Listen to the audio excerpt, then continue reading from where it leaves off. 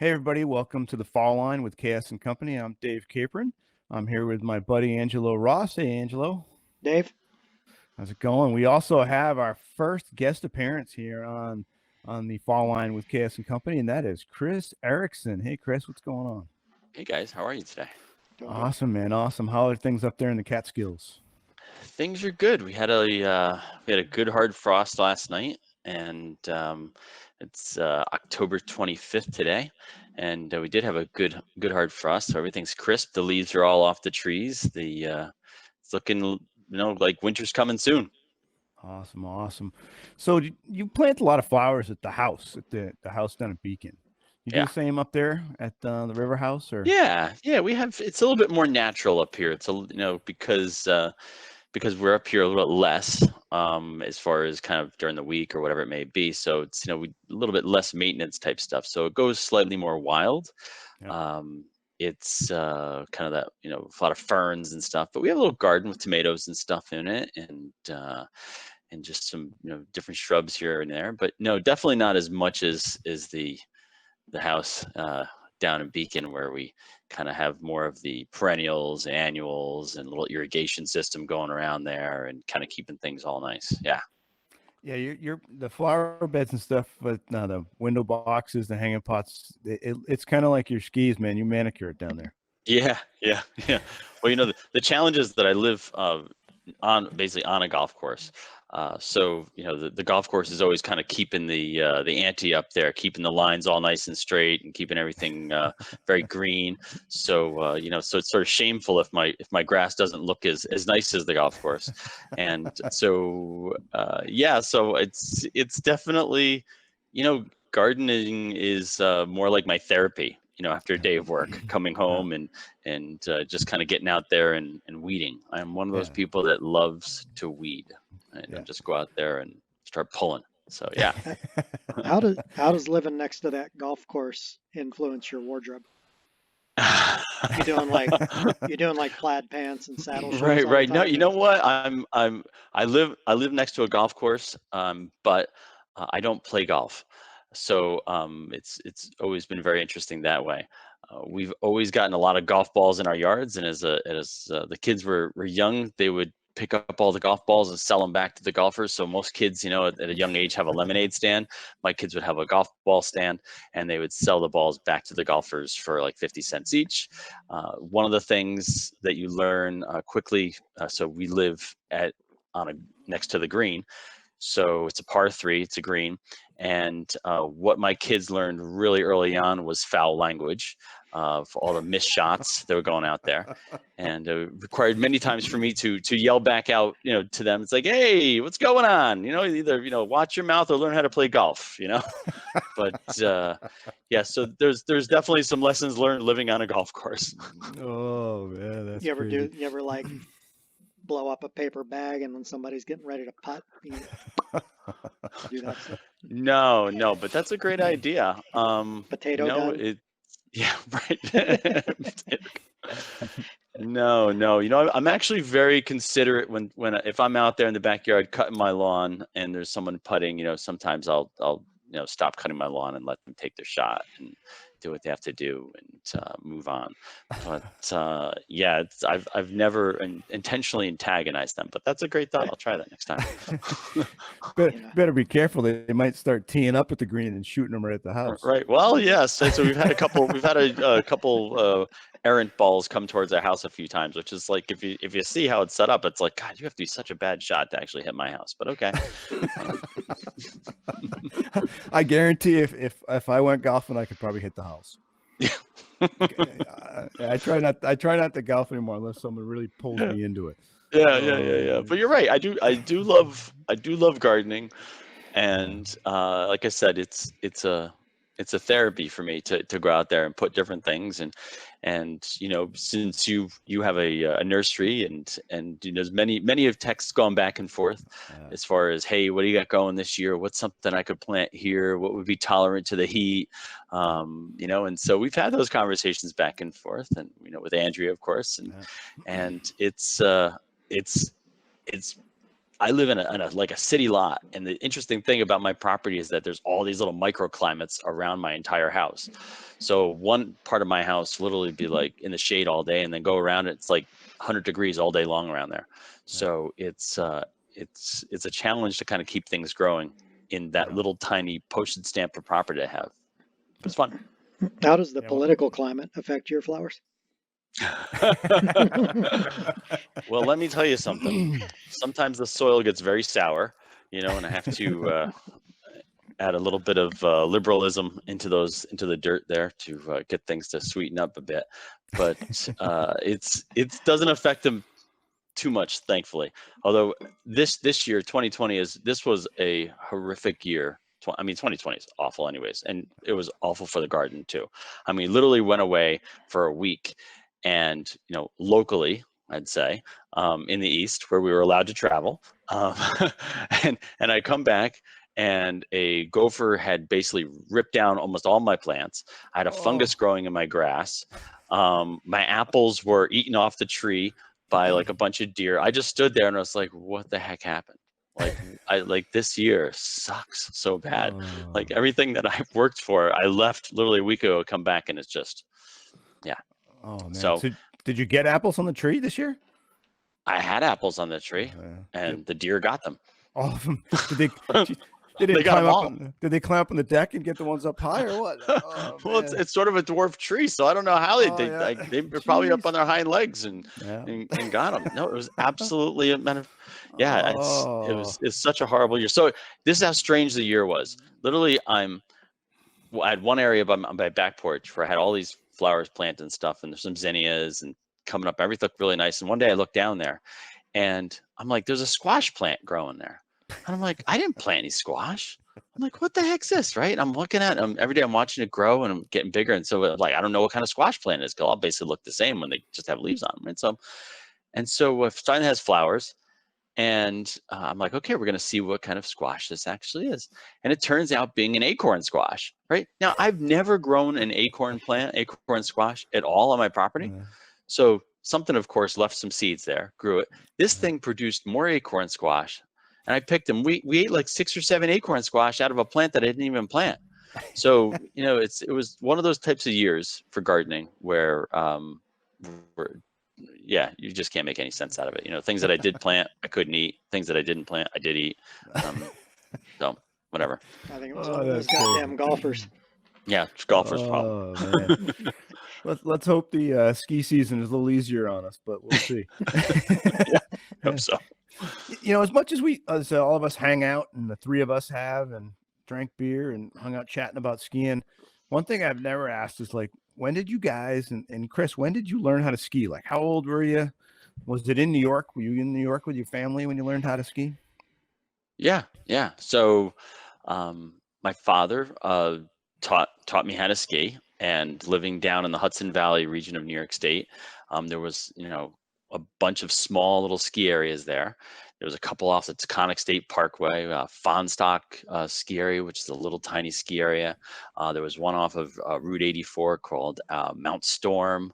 And these were like, 300-foot vertical, mountains basically that had T-bars and rope tows type situations. And, and it's a kind of a familiar story to a lot of people probably out there in the East, as far as just these little tiny ski areas that were out there.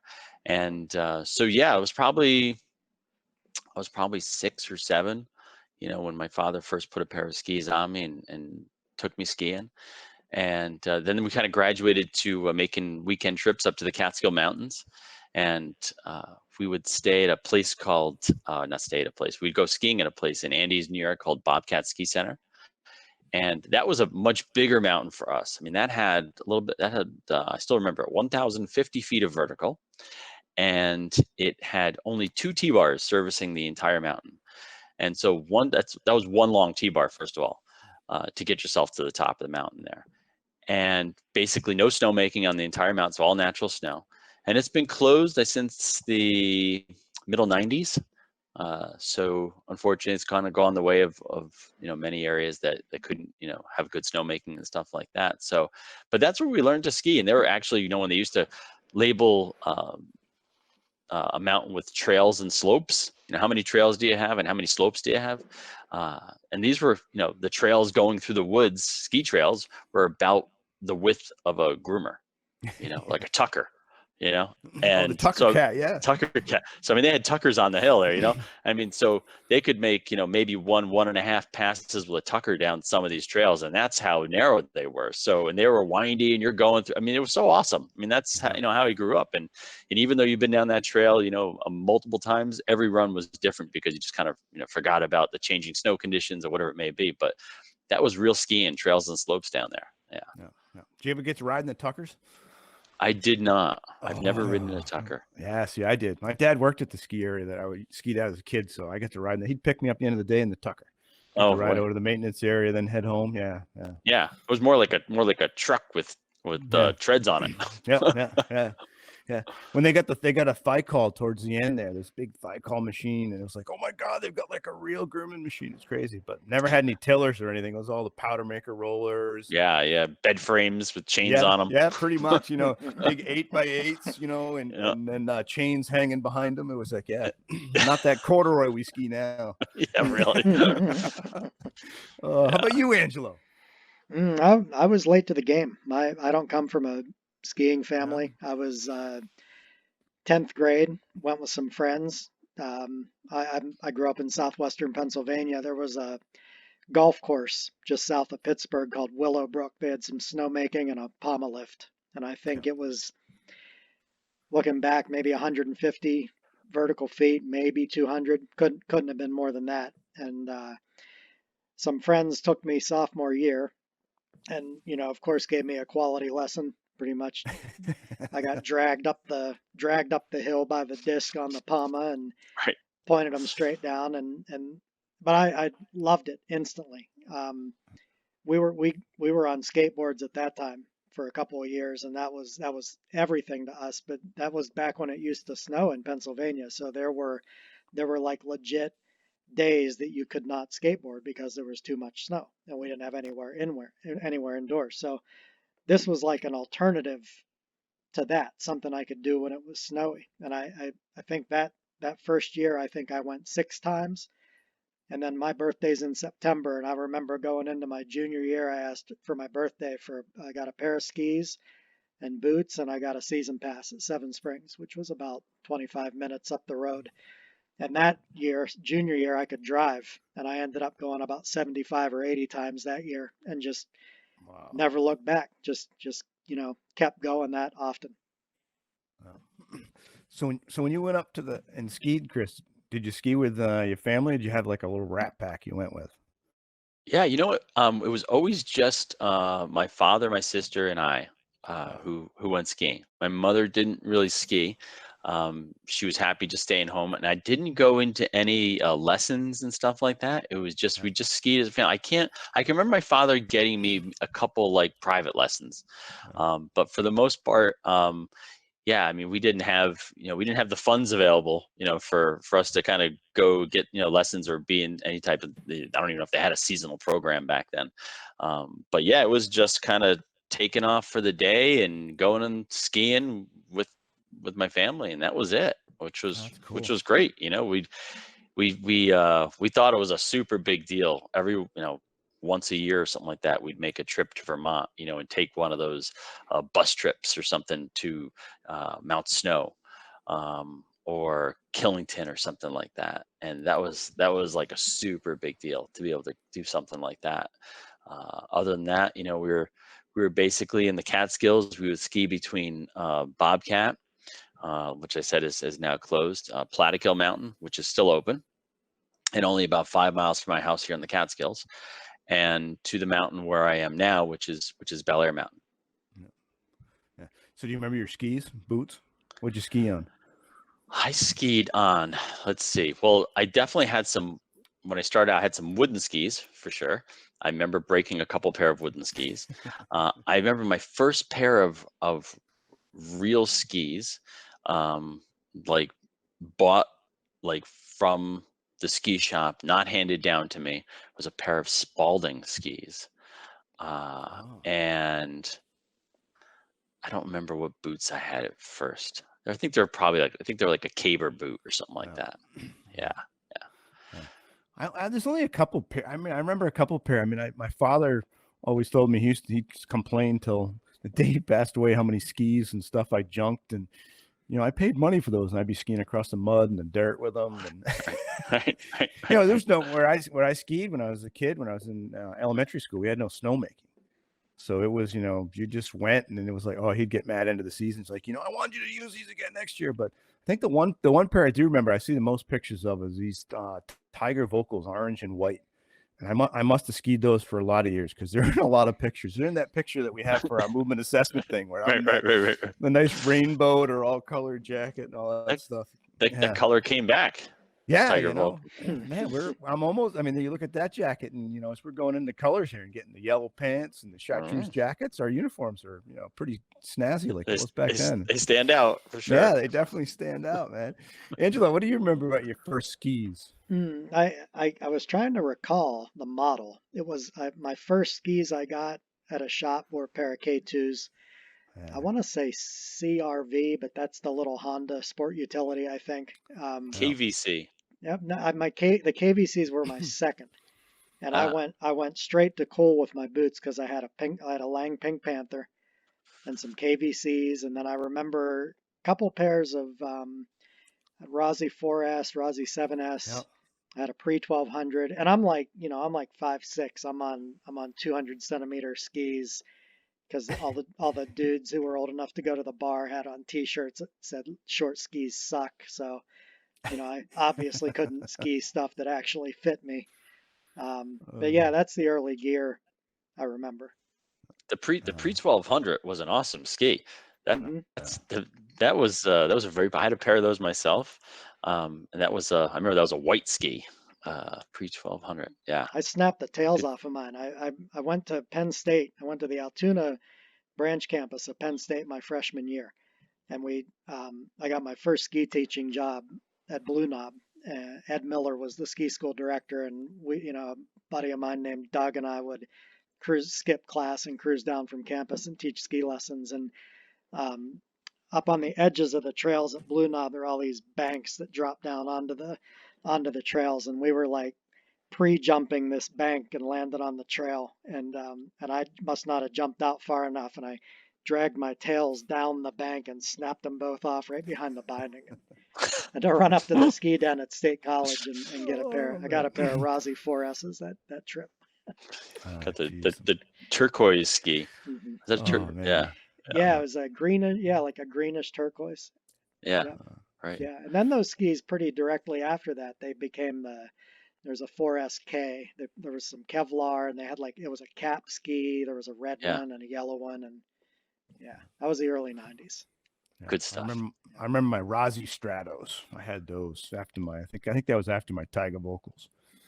But so I guarantee, Chris, you've skied with retention straps. Safe bindings. Yeah. Absolutely. I had the hardest time changing the brakes. Brakes were just coming out. My buddies were getting them. I'm not doing those brakes. And then I took a crash up at Mount Whittier here in my hometown that isn't open anymore. They haven't been open since like the early 80s. And that's where I skied as a kid. And I took a dump coming down the saddle over to the gondola slope, and the skis were, when you had those retention straps on, the skis didn't go away from you. They stayed with you. They were like weapons. They were weapons. They're nunchucks. Oh man. Well, one of them nunchucks hit me in the back of the head.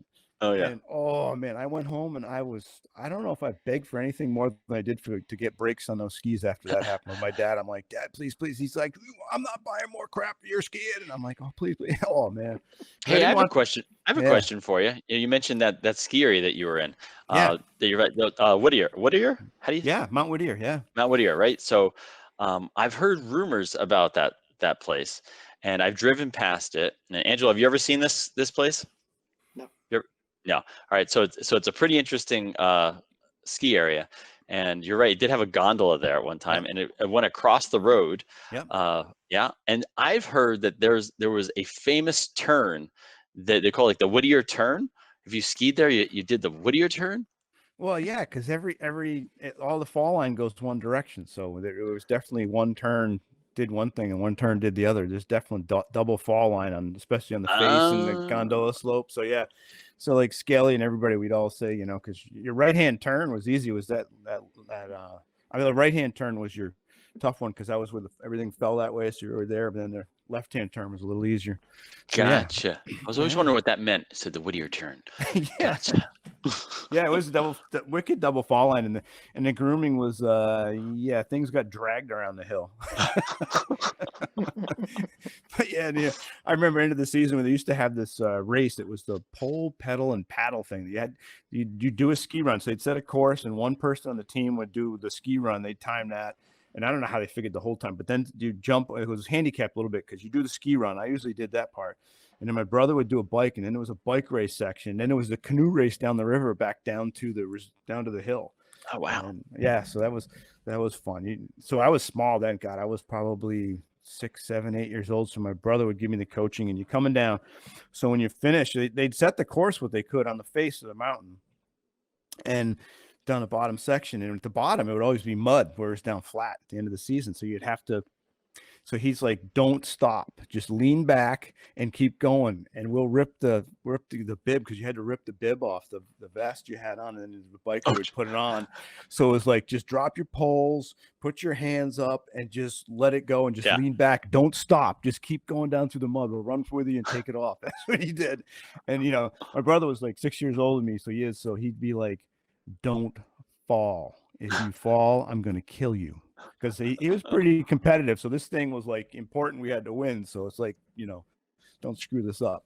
I don't know what we were winning, because I don't think we got any prizes or anything. But I made sure I didn't fall, because if I fell then, he was going to beat the hell out of me.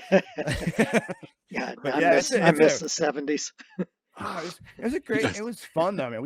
We skied, and when we did have snow, we skied more in the woods and stuff than we did. And they weren't glades. It was just like the kids, you know, the rat pack I skied with, and kids from school, because I just got dropped off back then in the 70s. My dad was working there, so he was around, and he heard everything. I got in trouble for it later. Life was so simple. I heard this from so and so, and I know you did it, so don't say you didn't. Well, like, I mean, that's the thing, right? I mean, like when you grew up at a mountain, it's like everybody knew you, first of all. So you had multiple parents out all the time, right? You know, and people who could discipline you if they saw you doing something that wasn't appropriate, you know, even though they weren't, you know, part of your family, they were part of your ski family. So it's those times are cool. And we knew, and my parents knew some of the owners and that, you know, you worked there, obviously knew them, but they knew them just because of business stuff, because of other business in town. So it was like, oh yeah, they knew.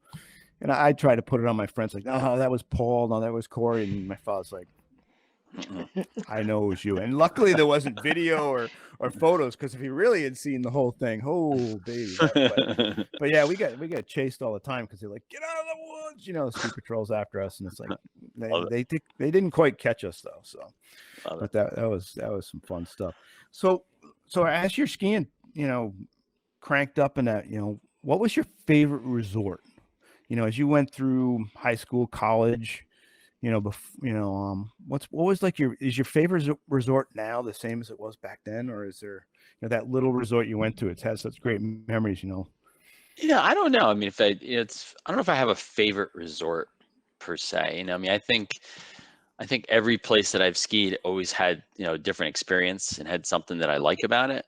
But you know, I don't think there's necessarily one resort that I say, you know, that's just my favorite resort. I mean, there's been times, you know, where you know, you go to a place and like, oh man, that was an awesome week of skiing at that place, and that was really fun. But boy, you know, every place you go to, whether it's the, you know, the little ones or the big ones, or the, you know, the ones that are so big that, you know, you literally losing your breath while you're hiking them or doing it, those have, you know, different memories also than the little tiny ones you're at. And, you know, depending on where I was living at the time, you know, at one point I was going to school in the Adirondacks, and so I was going to places like Tupper Mountain, which was, you know, again, one of those places that is kind of, it's gone defunct, but it was revived. Now I think it's defunct again. I was up at a place in the Adirondack called Titus, which is, you know, towards the Canadian border, and of course going to Whiteface up there also. You know, there's a little place outside of Saranac Lake, New York, called Mount Pisgah, which, you know, is basically run by the town. and it's one of those, it's got like a handle toe, a T-bar, those types of things, but very, really lively with the people that go there. So, I don't know if it's just like one favorite resort that I've always had, quite honestly. Yeah. I just love being on snow. Yeah. Right. I do. I mean, if you can choose, you'd pick that powder day, and maybe we go to Snowbird one day, go to Big Sky one day, but yeah, Yeah. it's just sliding. It's just being able to be out there. What do you think, Angel? You got a favorite one?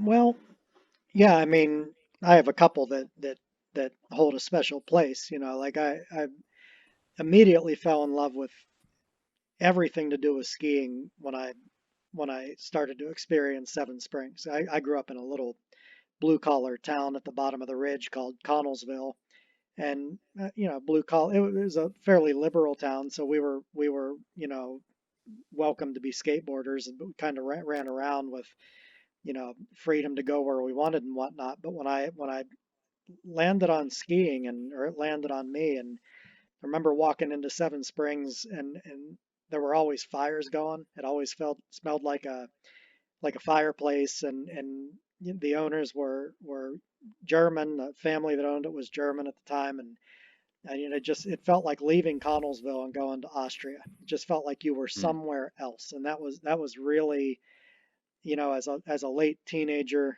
that was pretty transformative for me. It was like a complete outlet, so that was always a special place for me. But then I got involved with ski club at school, and the junior year we went to Holiday Valley, and I had never seen a ski town before. So going to Ellicottville and just seeing how the whole town was geared around this culture was pretty amazing. And then the following year, my senior year, we had a great teacher, and he's actually the guy who turned me on to being a ski instructor. But he, I mean, it was the late '80s, and there was a certain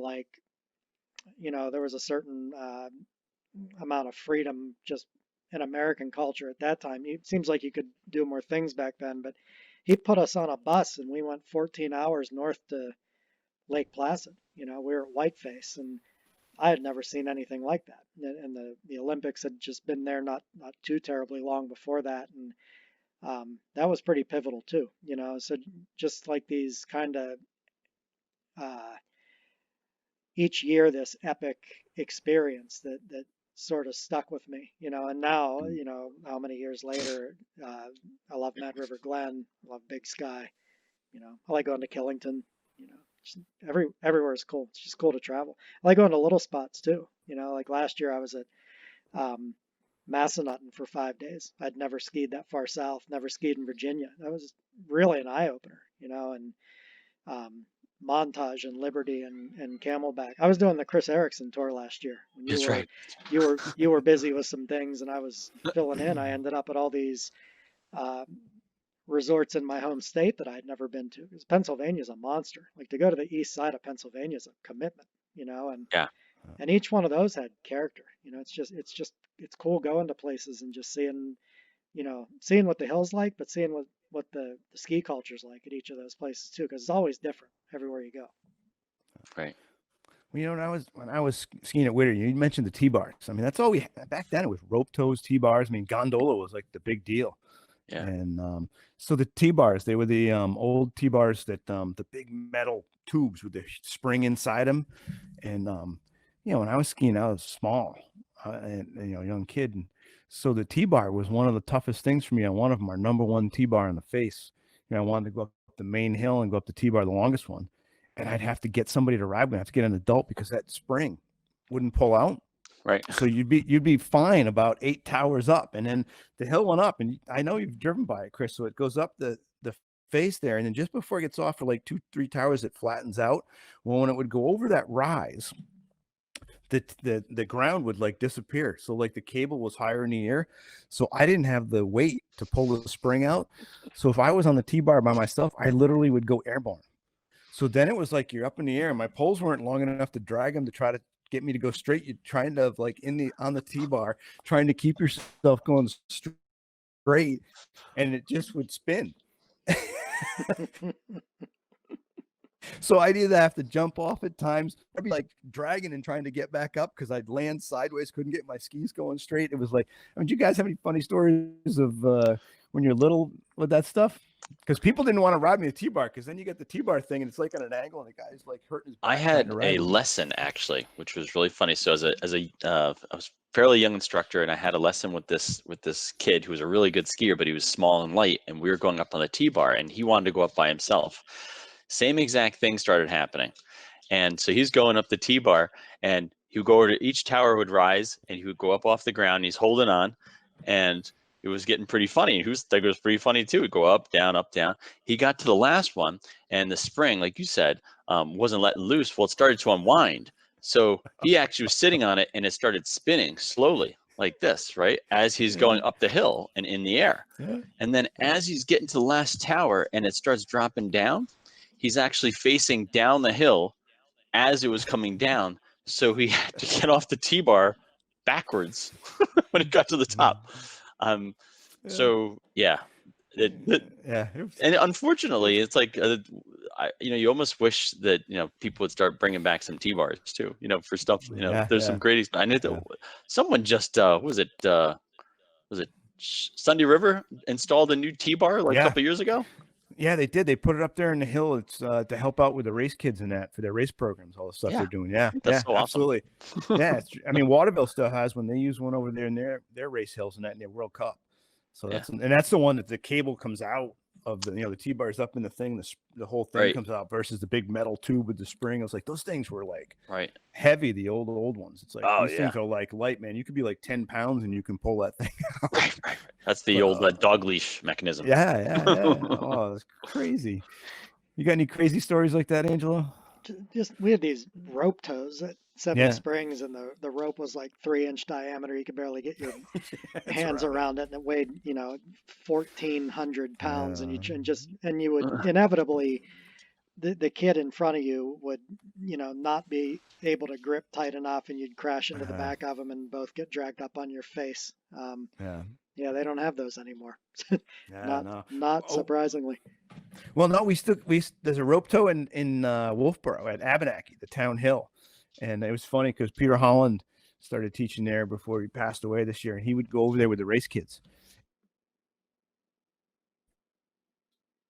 And he said to me, he says, "No." I said, "Yeah, that was our home hill. We didn't have snowmaking, but when we got snow, that's where we went and trained. We did our cross-country training there, jumping training there, and our alpine stuff. But they still got the rope tow. And that sucker flies, you man. Smoke your gloves on that thing, huh? Yeah. Oh, yeah. If you grab onto that thing and right away without letting it go through the gloves, you are on your face. You can have your skis on your bindings on 14, and it'll break your skis. It goes so fast. So it was always like that. So you got to let it's shooting through the gloves, and you're grabbing slowly, But well, we had a rope tow at Whittier too when I was a kid, and we go down there just to build jumps because it was on the beginner hill, which is crazy. A rope tow on a beginner hill, people couldn't stand up to rope that thing. The glove savers, right? You could buy them for your mittens to put over, like an extra pair of leather that goes over your gloves. Leather glove savers. Yep.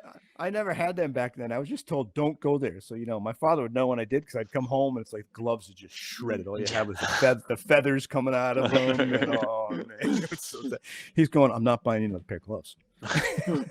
Luckily, mom would take care of that, and he'd go, "Where do you get those? If he's gonna go down that rope tow, I'm not buying anymore. He can go gloveless." Oh man, I did wreck a lot of skis and stuff and crazy stuff as a kid, but what do you do? That was the fun stuff, man. It's fun though. I remember, you said you're going skiing with your family. My parents used to have like Wednesday be their day off, and that was when a lot of Wednesdays I'd get out of school. They'd take me out of school and we'd go skiing. We'd go up to the Balsams was one place they'd take me that's up here in Dixville Notch in New Hampshire. And we'd go there and ski on Wednesdays or somewhere and during the winter, which was really cool. I remember those times and doing stupid stuff, but he was right there. So I wasn't getting into much trouble, jumping off of stuff and all kinds of crazy stuff. But well, that's fun stuff, man. It's good to talk and see how we came from. It's amazing how much we hang out and don't know about how it started sometimes because we're always talking about what we're doing when we're on the road together and that. But thanks for everybody for tuning in, and hopefully you'll tune into the next fall line with Chaos and Capron, and Thanks, Chris, for being here with us. And I think Chris is probably going to be on another one with us real soon. We'll probably do another one. It might even be the next episode. So thanks, everybody. Thanks, Angelo. Thanks, Chris. Thank you, See guys. you all Yep. soon. Thank you. Bye.